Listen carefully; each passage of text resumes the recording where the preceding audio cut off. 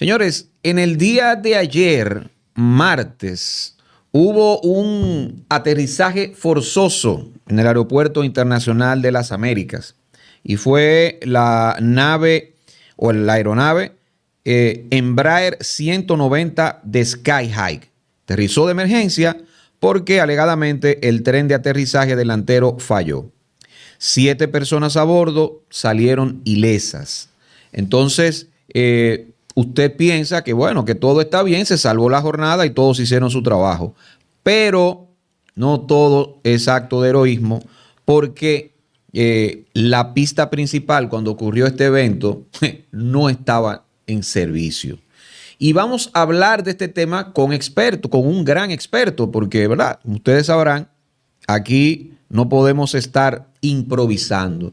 Y vamos a ver qué ocurrió, qué falló y qué pendientes tienen las autoridades respecto del manejo de este tema y qué ha opinado nuestro siguiente invitado constantemente sobre el estado de la aviación en República Dominicana, un sector de seguridad nacional tan sensible, tan sensible. Para ello, conversamos con Francisco Díaz, egresado de la licenciatura y maestría en Ciencias Aeronáuticas de la Universidad Aeronáutica Embry-Riddle en Daytona Beach, Florida. Además, se ha destacado como piloto de aerolínea en los Estados Unidos, logrando desempeñarse como capitán de Boeing 767 y 747. Es además presidente y fundador de las organizaciones sin fines de lucro Consejo de Capitanes y Asociación Dominicana de Aviación General ADAG.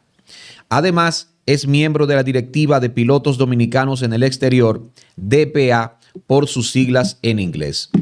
Tuvimos que dar todo este currículum para que sepa que no estamos hablando con un improvisado, para que quienes nos vean desde el gobierno empiezan a atacar y hablar cháchara. Bienvenido, capitán, ¿cómo le va? Muchas gracias, Edwin, por tenerme en su programa. Gracias a todos.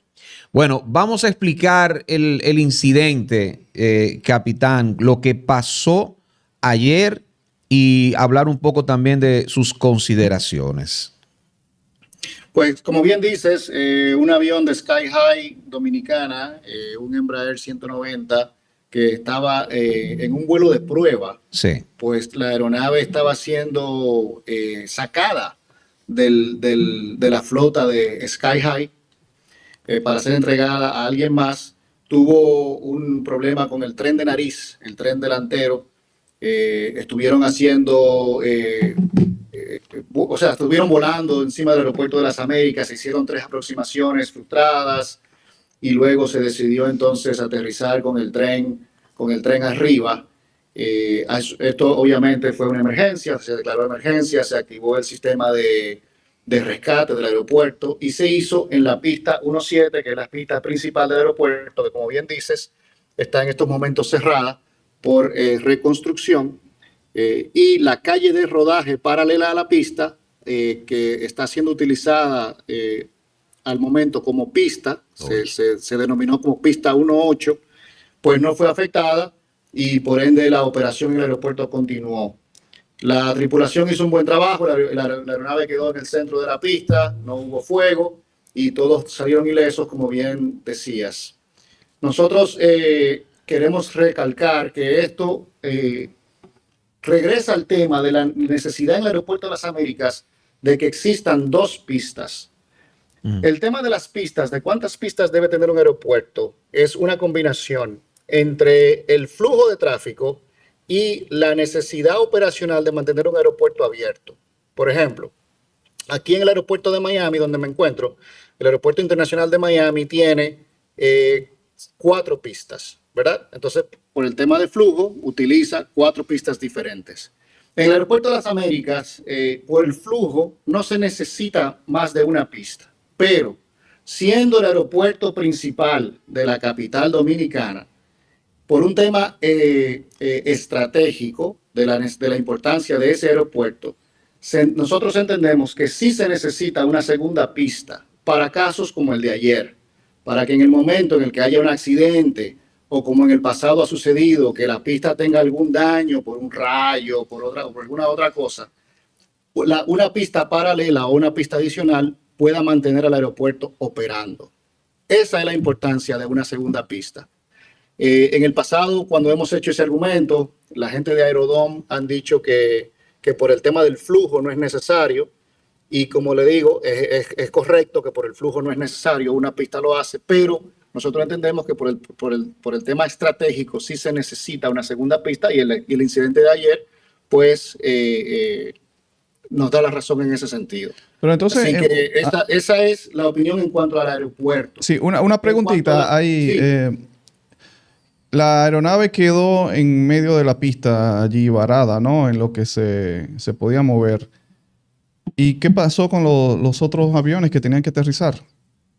Como se hizo, como están ahora mismo reconstruyendo la pista principal y están utilizando la calle de rodaje como pista de paralela, ¿verdad? Pues siguieron operando de manera regular.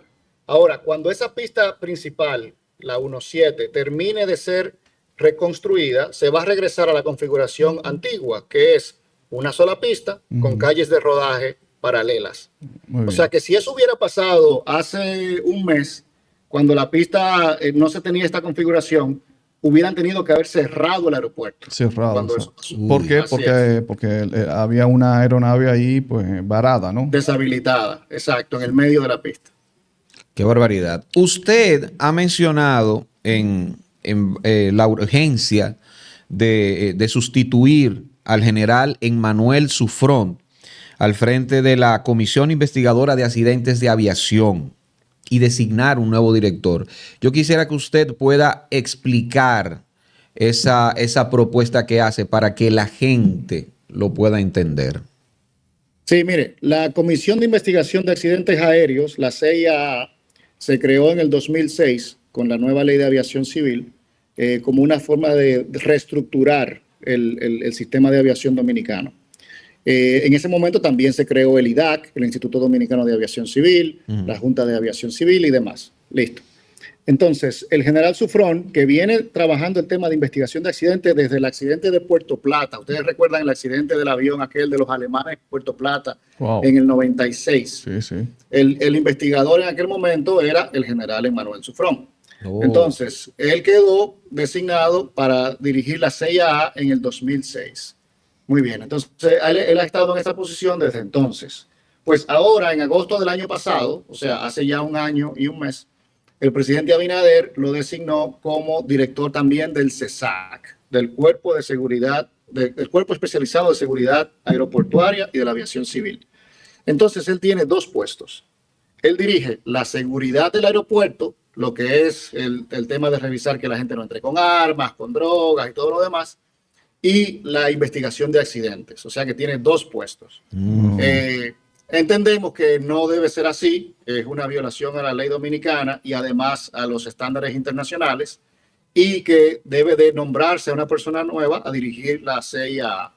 Y vamos un poquito más allá y creemos que debe de cambiarse la estructura, la ley, y hacer como se hace en la mayoría de los países desarrollados, que es una junta la que dirige la investigación. Aquí en Estados Unidos es la NTSB, que es la Junta de Seguridad en el Transporte, ¿verdad? ¿Por qué? Porque siempre que hay un accidente, hay envuelto una cantidad de intereses económicos muy fuertes y políticos. El que fabrica los motores llega y no quiere que le echen la culpa al que fabrica los motores. El que fabrica el avión participa en la investigación para asegurarse que no le echen la culpa al que fabrica el avión. El sindicato de los pilotos no quiere que le echen la culpa a los pilotos, etcétera, etcétera, etcétera. Entonces siempre es una lucha de intereses muy fuerte. Y por eso el modelo que se ha utilizado, se ha adoptado en la mayoría del mundo desarrollado, es tener una junta, un comité amplio con diferentes expertos y que no sea una sola persona. Y ejemplo de esto es lo de el IDOSA. Ustedes recuerdan que en el IDOSA, el accidente del 2021, diciembre del 2021 del IDOSA, donde murieron 9 personas, nosotros nos hemos quejado que está todavía en investigación, han pasado 5 años. Cuando en realidad se sabe poco tiempo después del accidente cuál fue la causa y cómo se dio aquello. ¿Cuál fue la Pero causa? Recuérdanos, por se ha favor. decidido engavetarlo eso. ¿Y cuál fue la causa, Francisco, Sí. para que la gente lo recapitule? Sí, fue una falla del sistema hidráulico. Se hizo un cambio en el sistema hidráulico minutos antes del despegue, que llevó a que uno de los spoilers, que son los alerones del ala, Sí. quedara levantado, o sea, quedara atascado. Y por el tema de la presura, de querer salir rápido en el vuelo, en hora, no se hicieron las inspecciones correctas y se despegó así. Y eso llevó al accidente. Ahí hay una cantidad de otros problemas a nivel interno en la empresa, a nivel interno en el IDAC, muchos intereses encontrados ahí. Y todo eso sobrecae sobre una sola persona, el general Emmanuel Sufrón, quien ha dicho que ya está listo todo, pero que le han ordenado de superiores de que no se debe de publicar o lo que sea. Entonces, han pasado 5 años, esas familias todavía se están esperando el resultado final. El sistema de aviación civil no ha aprendido nada de eso, porque cuando se hacen estas investigaciones es donde más se aprende, ¿verdad? Generalmente la investigación no solo se enfoca en la causa del accidente, sino en cómo respondieron los bomberos, cómo funcionó la empresa, cómo estaba la regulación de parte del IDAC, todo eso para mejorar el sistema como un todo. Y nada de eso se ha presentado. Por tanto, ha sido muy penoso que se haya decidido politizar eso. Sí, exacto, porque eso tiene un componente político, porque recuerdan que el dueño de Lidonza es Gonzalo Castillo, ¿ah? Sí, el dueño del I-12 es él, definitivamente. Eso se vendió y ahora se llama Panorama Jets y lo tiene otra persona. Pero ¿y cómo queda entonces? Pero la responsabilidad de esto no se traspasa, ¿no? No, ese accidente sigue siendo responsabilidad de quienes eran en aquel momento. Claro. Ahora, en ese caso, Gonzalo vendió el Lidonza entonces. Así es, y le cambiaron el nombre. O sea, ahora se llama Panorama Jets. Panorama Jet, pero ya Gonzalo no tiene nada que ver con ellos. No sé si tendrá algún tipo de acciones o alguna participación económica, pero no es el dueño principal. Oh, mira, bien. Interesante. Así es. Óyeme, también queremos hablar, Francisco, de esa reforma a la ley 17-24 que manda la creación de una oficina de investigación. ¿Qué impacto eso tendría en su implementación, en la transparencia y credibilidad de los procesos, como esto que acaba de ocurrir? O sea, ¿qué impacto eso tendría? Porque si bien nombrar a otra persona al frente de ese organismo no hace nada, y bien hablas de una junta, ¿cómo podría eso impactar en caso de que se implemente? O sea, Sí. ¿qué propones para eso? Porque como bien estamos hablando de este caso de Lidonza, políticamente, por motivos políticos, no se ha dado ningún paso. Se ha dejado, al contrario, en la más absoluta opacidad y en detrimento de las familias afectadas que perdieron a sus seres queridos.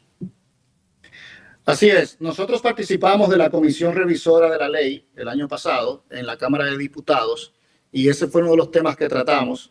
En aquel momento el general Sufrón estuvo allí también y la opinión de él era que no se necesitaba crear esa oficina nueva de investigación de accidentes, que ellos podían seguir haciéndolo con la CIA. Lo que pasa es que esa oficina es una oficina paralela, ¿ya? A lo que sería la Comisión de Investigación de Accidentes y es tal cual se hace aquí en Estados Unidos. La Comisión de Investigación de Accidentes es la que busca la causa del accidente, ¿verdad? Y esta oficina de investigación es una oficina interna dentro del IDAC que revisa todo el alrededor del accidente. Por ejemplo, la Comisión de Investigación de Accidentes, que investiga la causa, no necesita saber si los pilotos tenían sus licencias al día, pero esta oficina interna del IDAC sí. La Comisión de Investigación de Accidentes no toma represalias contra los pilotos si la licencia estaba vencida, pero esa oficina interna del IDAC sí. Entonces, es una forma de tú separar lo que sería la investigación de la logística y del personal alrededor del accidente de la investigación de la causa fundamental del accidente. Y son dos cosas totalmente diferentes. Y por tanto se hizo así porque así es como se introdujo ese cambio en la ley en el 2004. Y desde entonces el IDAC todavía no ha creado esa oficina. Nosotros hemos tenido reuniones con el IDAC, hemos propuesto cómo organizarla, hemos propuesto gente para que esté en esa oficina. Nos hemos reunido muchas veces con el director Igor Rodríguez, con Gender Castro, en normas de vuelo, con todo su personal. Y ellos están en el plan de crearla, pero todavía no se ha hecho. Entonces, el accidente de ayer viene a recalcar esa necesidad de que ellos tienen que tener su propia oficina de investigación de accidentes separado de la comisión. Oye, pero si nosotros dejamos al presidente Luis Abinader, pues estuviésemos prácticamente, él estuviese gobernando con 10 funcionarios y cada funcionario tuviese, qué sé yo, 3, 4 decretos arriba o responsabilidades. Una locura. Y eso nos dicen de que nos beneficia. Eso no puede ser. Dios. Eso no puede ser. Francisco, vamos a hablar acerca de tus consideraciones del apagón en el Aeropuerto Internacional Las Américas. No solamente lo de repartir responsabilidades, que ya, ¿verdad? Es una barbaridad y hay que hacerlo, pero pasa el apagón del Aeropuerto Internacional Las Américas, ocurre esto ayer, este aterrizaje forzoso, que la pista central no está en servicio y, como bien dices, no hay una pista alterna, que ya es necesario porque nuestro flujo va a ser creciente, porque supuestamente nos dicen que tenemos visitantes y tenemos pasajeros y tenemos turistas y estamos bollantes en eso. Entonces, ya es algo donde tenemos que pensar, bueno, pero es que esta gente de Aerodón tampoco lo está haciendo bien, lo de aeropuerto, ¿cómo se llama? Lo de Vinci Airports. O sea, es una barbaridad. ¿Qué piensas?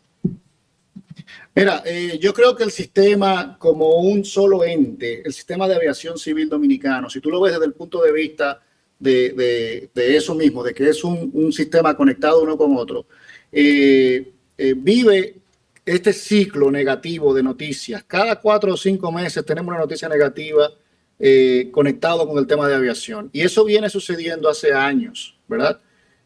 Ustedes recuerdan el tema de la auditoría de la FAA, de la Administración Federal de Aviación de los Estados Unidos, que nosotros explicábamos que solo se hace cuando hay alertas de problemas de seguridad en un país. No se hace de manera recurrente, como han querido decir los funcionarios del gobierno. Luego de esto, el accidente de Lidosa antes de esto, el accidente de Red Air en Miami antes de esto, los diferentes incidentes. O sea, todo esto viene conectado en este flujo de noticias negativas que pasa cada cierto tiempo. Entonces, sobre lo del apagón, yo lo conecto también con esto, porque al final el problema es la estructura y el personal que tenemos dirigiendo la aviación civil dominicana. La ley de aviación civil establece cuáles son los requisitos en cuanto a conocimiento, experiencia de los directores de las diferentes instituciones de aviación en el país, y esto se ha violado desde que se creó la ley, desde el 2006. Todos los gobiernos han puesto ahí gente que son cercanos al presidente, que son políticos, que no tienen ningún tipo de experiencia o conocimiento de aviación. En el pasado, lo que sí se hacía era que el subdirector era un técnico, pero hoy en día ni siquiera eso. Ambos son siempre políticos. Entonces, ¿qué sucede? Que los técnicos tienen un tope. Llegan hasta director de departamento, pero no llegan a dirigir o a estar en la dirección de las instituciones. Entonces, se termina politizando todo esto. Y muchos de los proyectos y las ideas que se discuten, que nosotros las discutimos en todo momento, tenemos una buena relación con el IDAC y con las demás instituciones, pues se quedan en planes y no se terminan implementando. Entonces, el presidente tiene que sentarse y reflexionar y decir qué tan importante es el sistema de aviación para nosotros y qué valor político tiene tener esa gente ahí. El IDAC, el Instituto Dominicano de Aviación Civil, hay un dato que mucha gente lo desconoce, es el tercer o cuarto recaudador más grande del Estado. Oye. Después de aduana e impuestos internos, porque ellos son los que recaudan todos los impuestos a los boletos aéreos. 5.000, 6.000 millones de pesos anuales, ¿verdad? Entonces, por eso es un botín político deseado, porque maneja tanto dinero y además es una institución autónoma en estructura del gobierno central y del resto del gobierno. Entonces tienen bastante flexibilidad en el uso de ese dinero y de todo lo demás. El impuesto que se cobra a los turistas, los $10 esto, ¿no? Todo el impuesto. Eso, el IDAC es quien cobra eso. Mira, todos los impuestos a los boletos. Cuando usted viaja a República Dominicana tiene los impuestos más altos de la región en los boletos aéreos. 70, sí. 80, $90 del boleto aéreo que usted compra son impuestos dominicanos.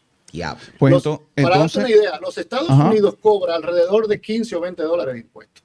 Bien, pues entonces la suma es mayor porque... Sí. La suma es mayor a la que dices porque hace unos 2 días salió en la prensa de que por el concepto de los $10 estos que se le cobran a los turistas, pues el Estado reúne casi 4,000 millones. Nada más es por probable. Esos $10 que el presidente lleva desde que llegó al gobierno prometiendo que no se le va a cobrar a los dominicanos. Ese es un buen ejemplo del por qué hay que tener gente con conocimiento dirigiendo estas organizaciones. El que era presidente de la Junta de Aviación Civil anteriormente, Marte Piantini, tuvo un enfrentamiento con la IATA, que es la organización que representa las aerolíneas a nivel internacional, precisamente por esos $10, porque él quería que las aerolíneas automáticamente, cuando usted compraba el pasaje en el website de la aerolínea, descontara esos $10 a los que eran dominicanos. Eso significaría que Delta Airlines, que maneja 50 millones de personas al año, ¿verdad?, que transporta 50 millones de personas al año, tendría que cambiar todo su sistema interno para acomodar a República Dominicana y esos $10. Por eso no se ha logrado hacer, porque es una idea que no encaja dentro del sistema internacional de aviación civil. Y se ha venido haciendo todo tipo de maniobra para eso, porque es una promesa política del presidente y no se ha logrado porque la gente que está ahí no sabe de eso. Entonces, al final del día, volvemos al mismo punto. Tenemos mucha gente preparada, que becas que han dado y se han ido a hacer licenciaturas y han vuelto, etcétera, en aviación, pero no la dejamos subir a los puestos de liderazgo porque ahí tenemos a políticos dirigiendo. Qué barbaridad. Gracias, el capitán Francisco Díaz. Se queda con nosotros. Tenemos otras declaraciones, no tiene que dar sobre otro tema que atinente al sector de la aviación en nuestro país. La quinta pata, José Maracayo, Edwin Cruz. Recuerda suscribirte, activar campanita, darle a me gusta para seguir creciendo, compartir y todo eso.